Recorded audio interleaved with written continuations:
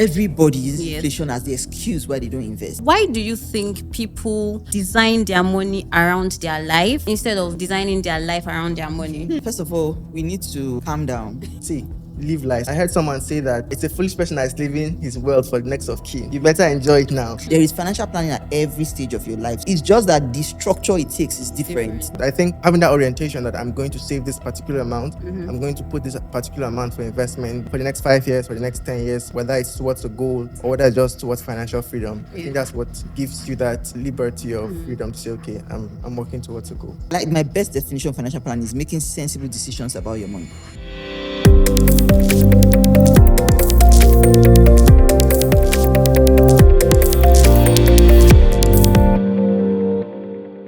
Hi everyone, you're welcome to another episode of the Wealth Street Journal, the podcast where finance meets real life. So today we are going to be talking about financial planning and how to ensure that your money actually fits your pocket.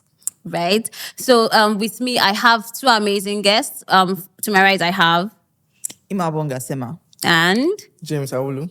Okay, so let's quickly get right into it because this one is something that I've been burning to ask. Have you ever wondered, like after salary day, you just look into your bank account and like, where's my money? It's normal for everybody. So like, how do we bring this into like, so people say, yes, financial planning, because you didn't plan your finances well. So how do you explain to someone that, the reason your money has disappeared is because you didn't plan well. So use that to explain financial planning.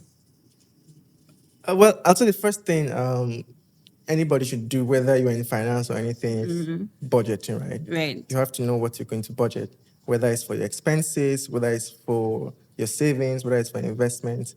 There just need to be an articulate way of what you plan. So that's just basically what I think. You just have to know what I'm going to spend every month and what are my expenditures, what are things that might take money from. Definitely, every month might vary. There are months you will have more pressing issues. There are some months that are going to be a bit less stressful for you. But I think having that orientation that I'm going to save this particular amount, I'm going to put this particular amount for investment for the next 5 years, for the next 10 years, whether it's towards a goal or whether it's just towards financial freedom. I think that's what gives you that liberty of freedom to say, okay, I'm working towards a goal. Do you want to add to that, Yowa? I think that, first of all, we need to calm down, everybody, because a lot of times he said budgeting, which is, some people even think is a cliche. Everybody says budgeting, but the truth of the matter is, financial planning is, my best definition of financial planning is making sensible decisions about your money. So it's not even, I plan to save, I plan to do this grand thing. And the truth of the matter is, there are times you plan and you still have that feeling of, where did all my money go? Yeah. The only difference between you and the person that did not plan at all is you can then review and say, okay, I did this. Yeah. I said I was going to do this and I actually did that. That's what gives you, that's the difference. Your own fulfillment of, I said I was going to do this and I did it. Not necessarily because you then suddenly have a lot of money to save and all that. So financial planning, and if you do not create that lifestyle of financial planning, that lifestyle of planning for your money, you would constantly have that overwhelming feeling of never having enough. So when do you think is like the best time to start planning? Literally everybody, no matter how, the truth of the matter is, whether you earn an income as per you have gotten to the stage of your life where you earn salary or whatever, or you are someone who you're still at a stage where maybe your parents give you money or whatever, there is financial plan at every stage of your life, including when you're in secondary school and they are just dashing you money. There is financial planning at every stage of your life. So it's just that the structure it takes is different. The level it takes is different. Financial planning for a secondary school person is different from someone that's in the university. It's different from someone that is in employment. It's different from a wealthy person. But every single person plans. Or if you don't plan, like say you try to plan, you plan to fail kind of thing. But you should start planning at every time. If you create that habit of planning, say you're in secondary school and you just had the natural habit, or maybe you had parents or friends that or family members that taught you kind of financial Yeah. planning, which just helped you to say, oh, I would spend this on this and spend this on this. That's financial planning, really. Then you now, if you had a habit secondary school, you graduate when you're in uni, when they give you your, let's say, monthly allowance or something, you now start to say, okay, I want to keep this money. I will not spend all this money. That's financial planning. Then you get, if you build that habit over time, you find out you are the, when you then start in paid employment, you are the first person that would know to, let me keep my money, do this and do that, and oh, I'll put this money here, I'll save this one. So you have, we're not even getting to you investing your money, we're just talking basic, oh, I save this money, I spend this money. So at every stage in life, once you have gotten money before, even the money your uncle dash when you were small, it's financial planning, but it's just the level, the degree, how you do it that differs. So can you say that it came naturally to you?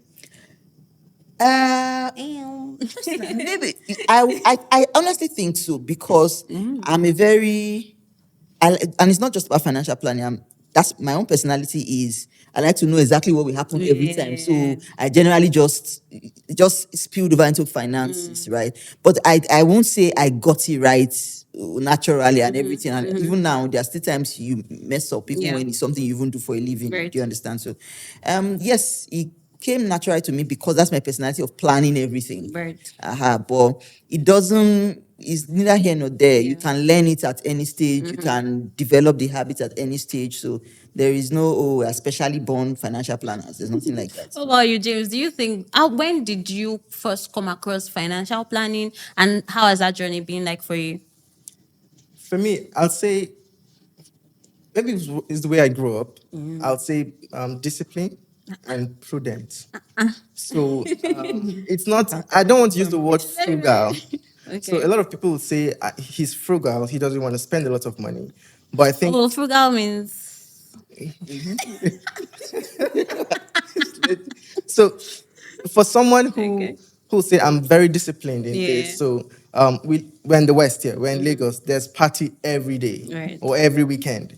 And maybe she's always going for a wedding. And there are people that every Saturday they're having an Owambe, or there is something that, what do you call it? What do you call it? Ashwebi. And maybe it's common for women, but if you check the amount somebody may spend on those things, maybe because they're not the kind of person to say no to acquaintances or friends who bring these type of things. Yeah. The person might be earning very huge amount of money every month, Right. but by the time you calculate how much they've spent. they are spending on just one particular type of expenditure, It's ridiculous. it's ridiculous. Yeah. So it's about one, being disciplined Yeah. as to you should be able to say no sometimes Yeah. if it's going to affect you financially, or if it's not going to tally with your plans. I want to save 100,000 this year, for example, and I'm going to earn in income 200,000. Yeah. And I notice that by my expenses, there's going to be 50,000 extra expenses that I may not have budgeted for. So what does it mean? Other things that might not be, I'd like to say, complementary expenses, I might have to cut them so that I can also meet up that target. But if I'm going to keep paying those type of things, those, what do you call it, miscellaneous or Yeah, whatever you call them, miscellaneous, yes. you can't achieve those things. So for me, I think it was discipline, and also come from the aspect of contentment, right? I'm content with what I have, and I'm not going to live above my means. Yeah. Yeah. So I'll pick it from where you stopped. So why do you think people design their money around their life instead of designing their life around their money? Do you understand? Like cutting your Have you ever what's heard that of thing? You Only Live Welcome Once? to- That's Yeah, well, there's you only live once. There's you only live once, which I don't think is not a school that you belong to. Do you? no. Because you look like someone that is very disciplined and someone that is prudent. So do you understand what I'm trying to say? So the balance between I want to live my life as much as possible, and also I want to be disciplined. Oh, this is where my money is going to, and it's dedicated. Oh, it's not in my budget for this month. Out, and I'm not spending it. So how do we, create that balance between those two lifestyles? It's a tricky one. It's quite dicey. Yes. But I think, how do you create the balance? You will have, whether you like it or not, there are things that you would not budget for. There are things that will come your way. God forbid, health issues. Yeah. But the things that we say that you can curtail, the things you can control, you should also be able to subdue those things. So how do you create the balance? See, live life. Somebody said, I heard someone say that it's a foolish person that is leaving his wealth for the next of kin. You better enjoy it now. Because at the end of the day, you will die and people will be fighting for what Yes. you have. Next of kin, But again, and they say only now they say save for rainy days, but somebody will also counter that and say only a fool save for rainy days. What if the rain stops coming? Or what did the rain? So what if my life is cut short and all that? But I think while you try to live a decent life with what you have, I believe in spending. Money is meant to be spent. Otoyola said it right in his speech. How did he say the money that you do not spend is money you do not have? So money that is yours, you should spend it. But I think you should also be able to spend on things that are most important to you. Yeah. Maybe for you, it might be health, it might be family, it might be education, and other things that are a bit complementary. And maybe they should not just affect your way of life and also your future. Because it will, trust me, being broke as a young person is different from being broke as an old person. It's it's nobody to call when you're broke as an old person. No, you can call now. Your retirement benefit. You can call. You can call on me. There's a future when you are young. You can say tomorrow it go better. But when you're old, well, it's arguable. Everybody has what they think, but I think it's just That's what it is. right. So in this age where people are, or the social media age on Instagram, I try to avoid Instagram as much as possible. Right. But you're seeing different people wearing this. You're trying to keep up with the Joneses. So how do we? Yes, we are trying to plan our lives and our future and our money. But how do we make a balance or strike a balance between I honestly desire these things. I want to look nice. I want to dress well. So what do I do and how do I, meaningfully plan my expenses such that while I'm not trying to be all that and all there, I'm also still able to look good for myself and for my husband and family people. At the end of the day, in this life, everything is contentment. Yeah. If you see in this life, if you have learned that if you cannot be content, you just enter trouble that is not your own, right? And like when you're saying, and one of the social media platforms I love the most is Instagram because I can see beautiful people doing beautiful things. Does not necessarily mean I would do what they are doing or have to keep up, right? But the thing is, I am a strong believer in YOLO to a certain extent. So YOLO is not every day. You only live once, not every day. Yeah. So I should be able to say, you know what? Budget, everybody pause. Let me enjoy my life. Right? My mom used to say something that there's way she say now the one way you eat now be your own. Hey. And my mom is a very prudent person, but she believes in that there are days to enjoy your life, right? So there are ways you can still, let me give you an instance. So let's say you want to buy this blouse. Okay. There are different categories of this blouse, right? That I will still look nice in. The person that has a top designer on will still look nice in. So you have to be able to choose cheaper options. Yeah. Let me put it that way. That still make you feel good about yourself, that you still look nice in. So you can, and keeping up with the Joneses is the worst thing anybody can do to themselves. Just if you can cut that out of your life and say, you know what? Let them doing what they want to do. I'll do what makes me happy, not what I will do so that they think I am happy. Yes. What actually makes me as a person happy. So That's once you can get tea. that thing, you are fine. Yes. And then you can do what you like. There are times you should splurge, enjoy your life, right?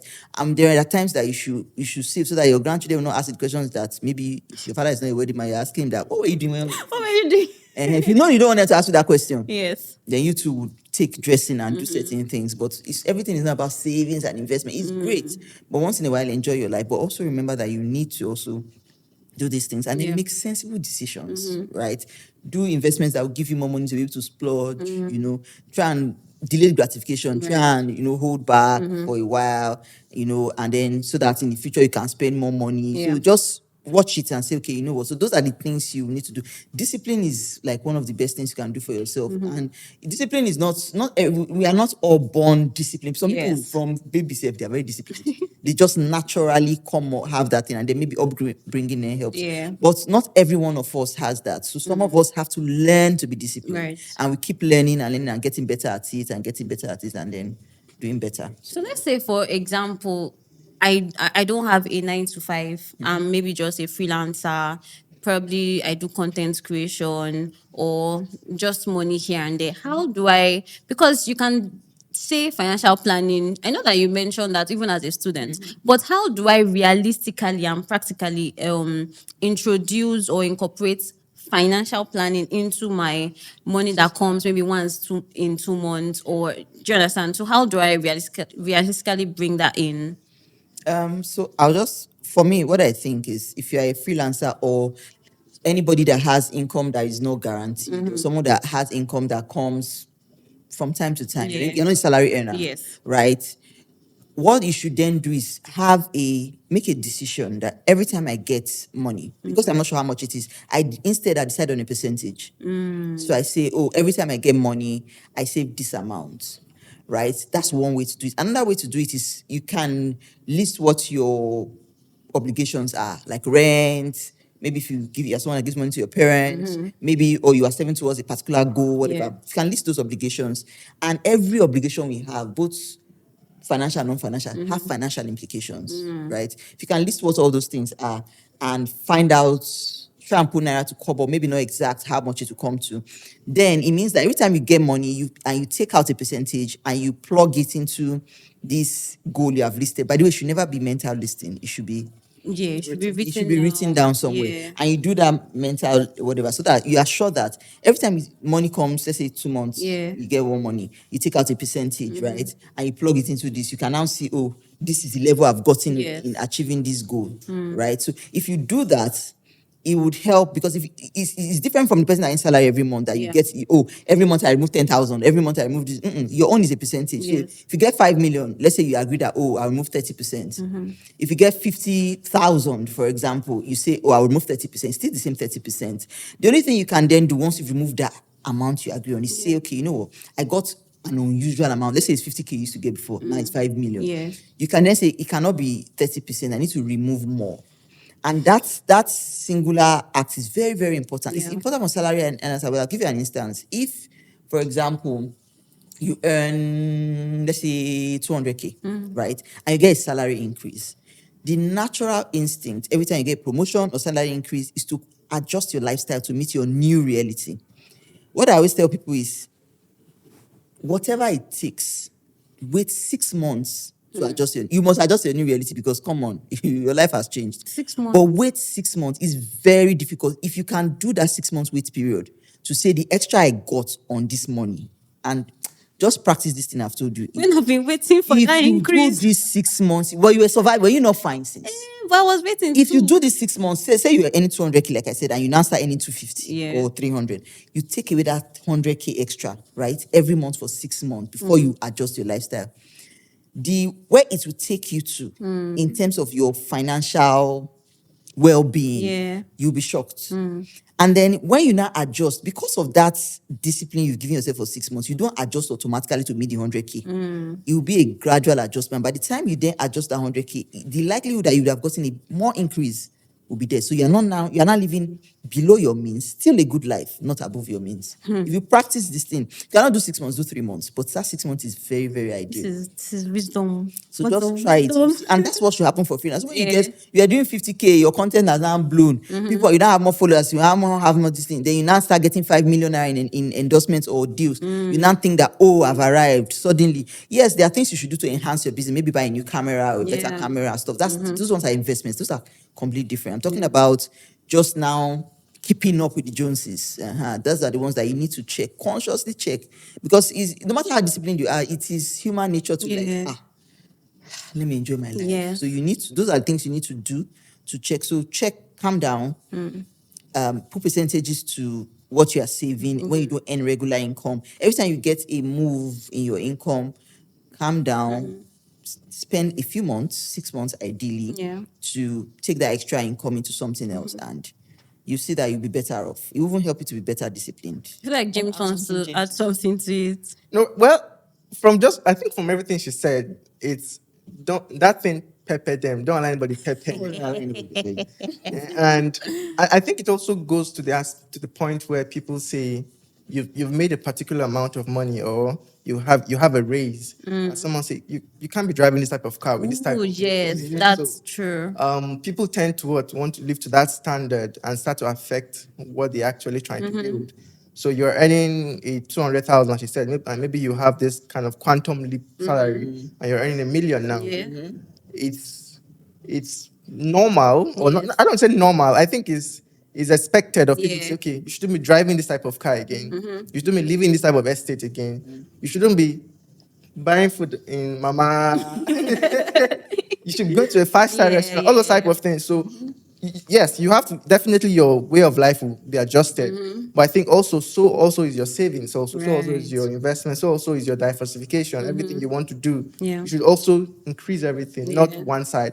Don't increase your expenses while retaining your savings or retaining your investment. Before. So you're not doing justice to yourself there. I think that's the only thing.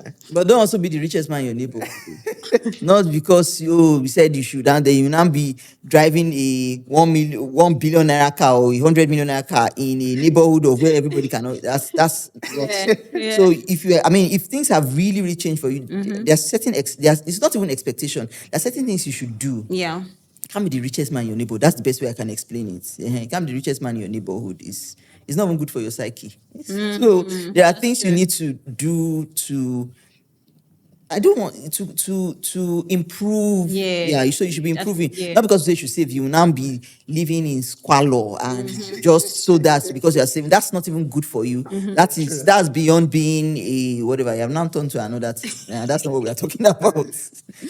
Yeah, so I mean, from what you said, I immediately think about black tax because if you are the richest person in your neighborhood, then you're like, auntie, my When are they one uncle, shining? something happened to my Factory uncle, ranges, my brother. kind of neighborhood. But then I think from what James has said, one thing that I'm taking away from this is don't let people dictate how you live your life. Even though, yes, there are certain expectations, but then at the same time, do not let people's expectations of you now determine how you live your life. Let your financial plan and your goal be paramount, like be at the forefront of your mind, and don't now start moving. Oh, they said I should start driving. Okay, I want to go and buy. Oh, they said I'm supposed to be wearing whatever. If you have to cut your hair, cut it. Right? If you can't keep up, just exactly. So how do we now say you have a client that says things like, oh, you're telling me to make financial plans, but then there's time value of money and inflation is increasing, though we thank God, glory to Jesus, that inflation has now is now moderating at least, But so how do you then explain to your client or at least to viewers that or to people that are listening to us about time value of money, inflation, and financial planning to embed it in it? Okay. You see this inflation talk? It is everybody uses inflation as the excuse why they don't invest. You hear people say, oh, invest in something that is higher than inflation. How many truly Sure. fair, good investments are inflation proof? Apart from real estate, there are very few financial investments that are really inflation proof. But the question I always ask is, let's say inflation is 25%, for example, and you're saying, oh, I would rather not invest because inflation is 25% and you're offering me 17%. Would you rather have 0% loss? Would you rather have 0% than a 6% or 7% loss? So what I always say is, whatever inflation is and all that, the truth of the matter is, if you want to still be better off, you still have to make those investments. And if you check it, the really wealthy people, irrespective of what inflation is, what they are doing financial investments. They're investing in equities. They're investing in real estate. But how do you get enough money to invest in equities, real estate, when you're not even doing the basic savings and little mutual funds, for example? How do you get to the point where you invest in real estate if you do not grow your money to the point? And then somebody will say, but by the time I get that money, my real estate would have gone higher than I plan. Your lifestyle does not remain stagnant. You are earning better. As inflation, a lot of companies will even adjust for inflation in salaries, for example. Well, good companies anyway. We adjust for inflation. Do you understand? So your lifestyle is not stagnant. So what you earn today is not what you're going to be earning tomorrow. So you have to keep growing. And if you do not keep putting away that money, the whole time value of money, so you would rather put it in your pocket. Time value of money conversation then, is dead on arrival. Yeah. So you still have to do something. And that's why savings is the basic you can do. It's not even Yeah. where you should be. Yeah. Investments are very key. Savings is just what we tell when you're just, let's say, starting off. But nowadays, I don't think anybody that is just saving without investing, you need to start doing better. Yeah. Mutual funds are the easiest way to begin to invest, because anybody can. The most wealthy people invest in mutual funds.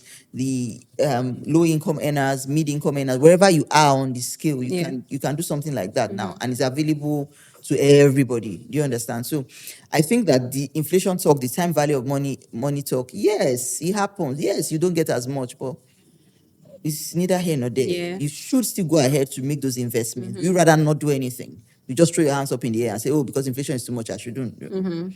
I don't think. Thank you very much. I honestly wish we can continue this conversation till the end of the day. But so, one last question to both of you. If you were to advise your younger self about investment, about financial planning, what is that one thing that you would have told yourself that you feel like listeners can learn from?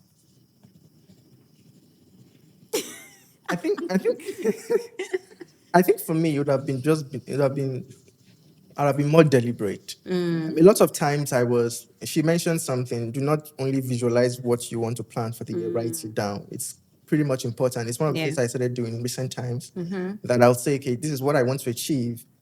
Every day when you come to look at it, you say, oh, no. I have not gone anywhere. This is the 11th month. Yeah. I have not achieved 50%. Yeah. It gives you a reminder, and it calls you to be on your toes, right? Right. But when you keep having this, let me say, imaginative visuals, you keep saying, okay, I'm expecting this money. So you are just being over optimistic, and even though you don't achieve anything. Yeah. I like to say that a few years ago, I remember I was sitting down to think about what I did for the year. Yeah. And I said, okay, what did I achieve for the year? And I was like, I didn't achieve up to 40% of what I wanted to do. And that was ridiculous, right?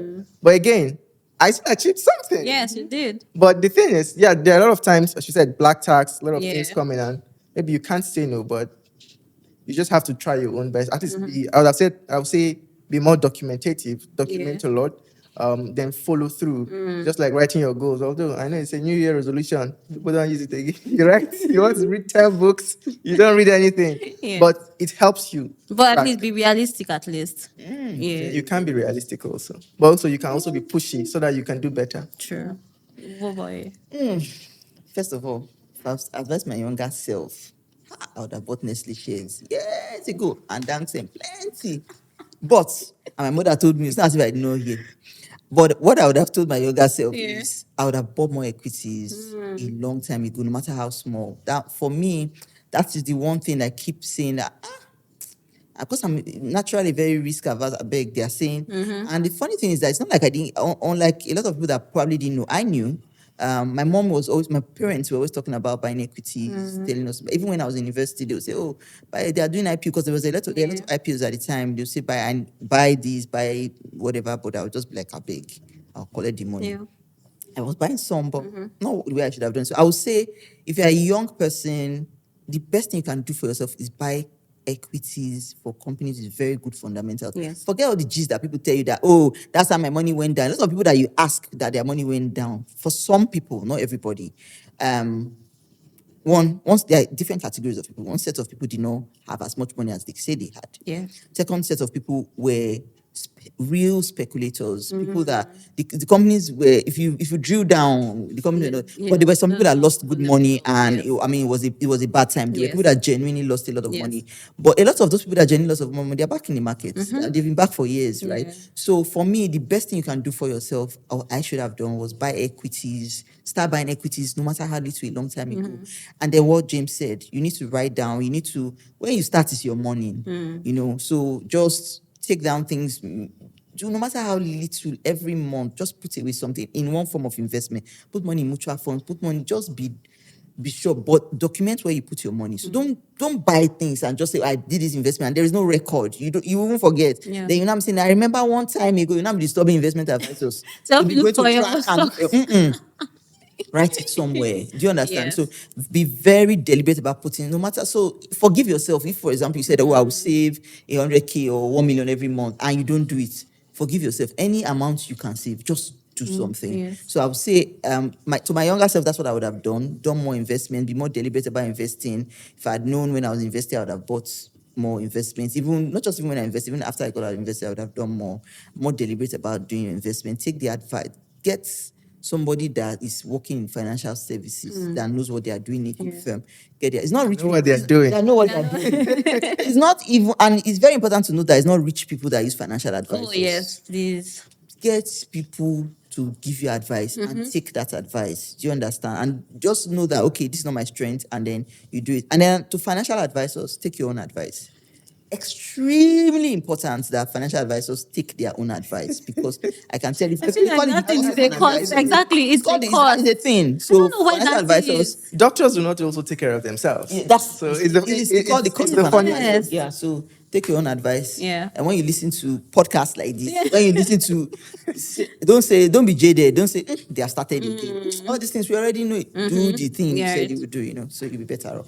Thank you very, very much, Imaobong and James. So, guys, it was a really good time. Like they have said, the best time to plant a tree was yesterday. The next best time is right now. Now, that you remember that you did not plant it yesterday. And to financial advisors, please take your own medicine.